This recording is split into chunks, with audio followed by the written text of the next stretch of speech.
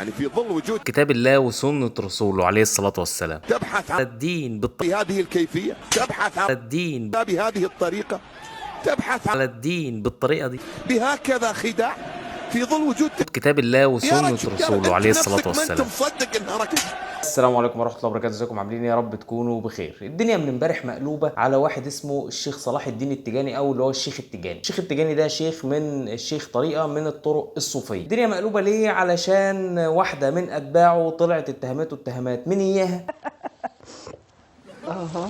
وشويه وطلعت واحده كمان اتهمته نفس الاتهامات. هو واتباعه، هو بيدافع طبعا عن نفسه واتباعه بيدافعوا عنه. وانا هنا في الفيديو ده مش هتكلم عن الاتهامات ديت سواء هي صح او غلط، لكن قبل ما اقول لكم ليه مش هتكلم عنها لازم اقول لكم يعني ايه اصلا شيخ طريقه. شيخ طريقه ده او شيوخ الطريقه عموما هم بسم الله اسمع مني الحته دي بقى. بني ادمين زينا، الله يفتح عليك يا ابو سعد والله. او هكذا يقولون، يعني ان هم بني ادمين زينا بس ربنا اصطفاهم بصفات او نور بصيرتهم، فبقوا الناس دي بيدعوا الناس الى طريق ربنا سبحانه وتعالى. فبقوا هم شيوخ طريقه عندهم طريقه بيدعوا بيها الناس لربنا سبحانه وتعالى، والطريقه دي بتنبثق من الطرق الصوفيه عموما. هو ده اللي انا فهمته عن كلمه شيخ الطريقه. والشيخ صلاح التيجاني زي ما بيسموه هو احد شيوخ الطريقه، المفروض ان هو شيخ طريقه تيجانيه. فلما انا دورت لقيت ان هي مش بس انها على اسمه، لا هي اصلا في طريقه اسمها الطريقه التيجانيه، وهو اختلف مع مؤسسها فسابها وعمل طريقه جديده سماها الطريقه الصلاحيه التيجانيه نسبه الى اسمه طبعا اللي هو صلاح الدين التيجاني. تمام، فهي لايقه يعني. عموما لما دورت شويه ورا الشيخ ده لقيت ان هو له تسجيلات وفيديوهات بيقول حاجات عجيبه جدا، ان انت مثلا ما ينفعش تدي ظهرك للشيخ، انه ما ينفعش تشارك في حب الشيخ حد تاني حتى لو اهلك، والناس حره. يعني لما تيجي تشوف حتى اتباعه تلاقي اتباعه ناس مشهورين وممثلين بصرف النظر برضه عن مستواهم الفكري او العقلي، لكن اتباعه ناس معروفه وناس مؤثره، منهم كتاب ومخرجين الى اخره. وطبعا هم احرار في اعتقاداتهم، انا ما هم احرار. وانا هنا في الفيديو ده ليه بقى مش هتكلم عن القصه بتاعه البنات؟ لان الموضوع ده اصلا ما يخصناش اولا، ثانيا لانه ممكن يبقى بريء،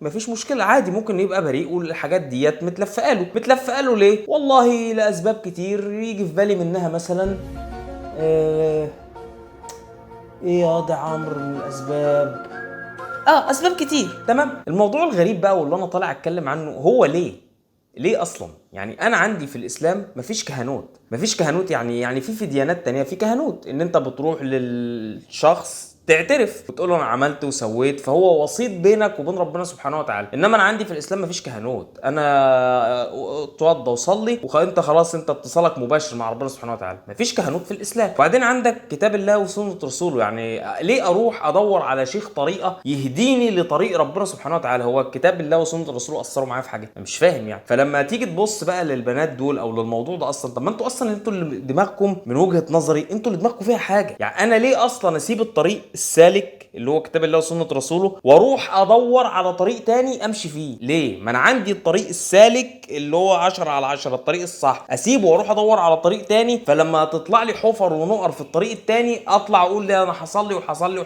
ما انت من الاساس غلطان.